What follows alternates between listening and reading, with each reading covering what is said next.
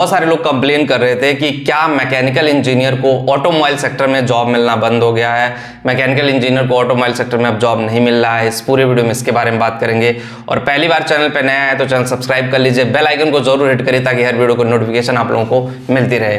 Guys, अगर हम बात करें यहाँ मैकेनिकल इंजीनियरिंग की, तो मैकेनिकल इंजीनियरिंग में बहुत स्कोप हो रहा है, वो भी ऑटोमोबाइल सेक्टर में।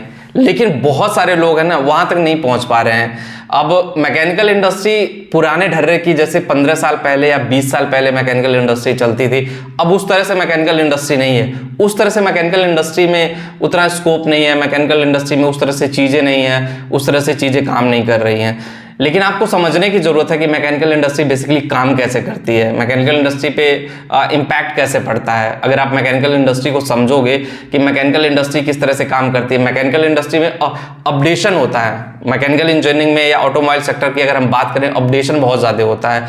तो इलेक्ट्रिक व्हीकल अभी आ गई है मार्केट में, हर चीज़ में हाइब्रिड इलेक्ट्रिक व्हीकल और उसके बाद प्योर इलेक्ट्रिक व्हीकल। उसके अलावा अगर हम बात कर ले, पेट्रोल और डीजल इंजन तो है जिसके बारे में आप जानते हैं। तो मेट्रो सिटीज में तो हाइब्रिड और इलेक्ट्रिक व्हीकल वो होती है जो पेट्रोल और इलेक्ट्रिक दोनों का कॉम्बिनेशन होता है। तो इसको समझने की जरूरत है, इस कॉम्बिनेशन को आपको समझने की जरूरत है, इस कॉम्बिनेशन को आगे लेके जाने की जरूरत है। जब तक आप इस कॉम्बिनेशन को एग्जैक्टली समझोगे नहीं कि ये कॉम्बिनेशन किस तरह काम करता है, ये कॉम्बिनेशन किस तरह से आगे जाता है, शायद आप लाइफ में आगे नहीं बढ़ पाओगे और चीजें आपके लिए उतने अच्छे से काम नहीं कर पाएंगी। तो कॉम्बिनेशन को समझोगे नहीं ना, जैसे इलेक्ट्रिक व्हीकल है, इलेक्ट्रिक व्हीकल की जब डिमांड बढ़ रही तो हमें इलेक्ट्रिक व्हीकल के सेक्टर में मैकेनिकल के बाद जाना चाहिए, हमें ईवी का कोर्स करना चाहिए या ईवी सीखना चाहिए।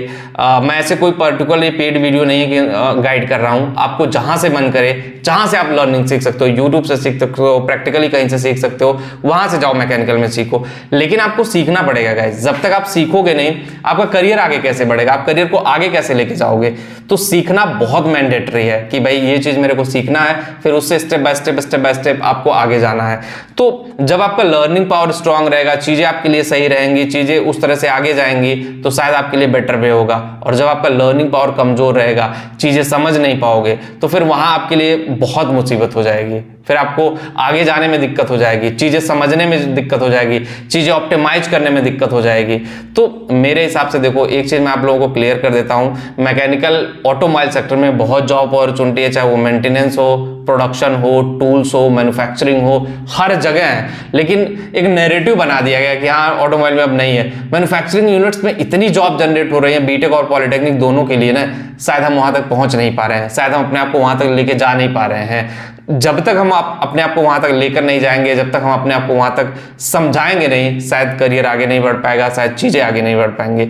तो समझना, जानना, फिर उस पर काम करना बहुत जरूरी है मैकेनिकल इंडस्ट्री में। सो गाइज, मेरा काम था एग्जैक्टली आपको बताना और आपका काम है उस पर वर्क करना।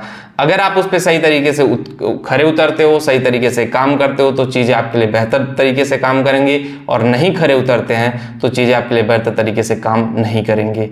वीडियो में इतना ही। होप गाइस वीडियो आपको पसंद आया होगा, और जो लोग टेलीग्राम पे वहां पे भी जाके ज्वाइन करें, और जिनको भी करियर काउंसलिंग चाहिए, मेरे से बात करनी, करियर से रिलेटेड कोई भी दिक्कत हो, तो उसका लिंक हमने डिस्क्रिप्शन दिया, एक बार जाकर के जरूर देखें।